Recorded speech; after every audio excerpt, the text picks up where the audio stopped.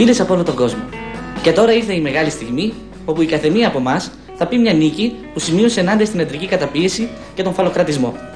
Ας έρθει εκπρόσωπος από τη Γαλλία, Madame Claire Montpellier.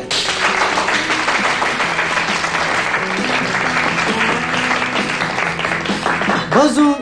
Μια μέρα λέω στον άντρα μου: Pierre, τέρμα όλα. Από εδώ και πέρα θα τα κάνεις εσύ μόνος σου.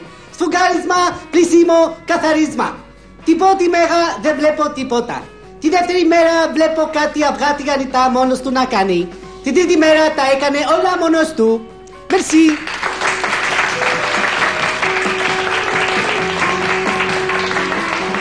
Ευχαριστούμε τη συνάδελφο από τη Γαλλία και τώρα ας μας μιλήσει η συνάδελφος από την Αμερική, Miss Mary Blowjob.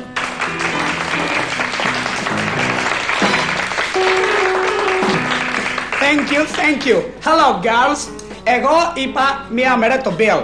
Bill, από αύριο θα τα κάνεις όλα μόνος σου. Μόνος σου. Δηλαδή, θα μαγειρεύεις, θα σκουπίζεις, θα τεινάζεις και το σεντόνια. Την πρώτη μέρα δεν είδα τίποτα. Τη δεύτερη ημέρα δεν είδα τίποτα. Τη τρίτη ημέρα, disappointment, απογοήτευση. Δεν είδα τίποτα. Τη τέταρτη μέρα, κάτι άρχισα να βλέπω. Την πέμπτη τα είδα όλα. Ο Bill τα έκανε όλα μόνος του. Μαγείρευε, τίναζε τα σεντόνια, τα πάντα, τα πάντα.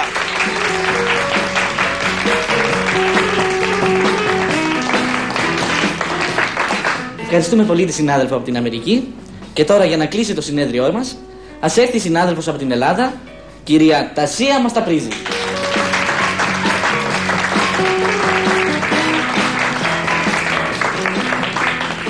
Φίλες από όλο τον κόσμο, λέω μια μέρα στον Βαγγέλα: Βαγγέλα μου, από αύριο και για όλο τον υπόλοιπο μήνα τις δουλειές του σπιτιού θα τις κάνεις εσύ.